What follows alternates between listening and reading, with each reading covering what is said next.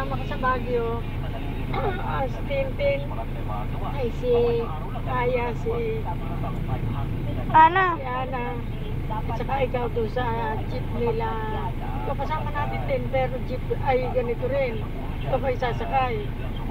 Baka pati sipon eh. Dahil malaki rin yung sasakyan na rin. Sumama ka na, pambihira. Pambihirang makapunta. Magdala ka ng dalawang pantalon. Saan tayo matutulog doon? Meron tutulugan. Kaninong bahay?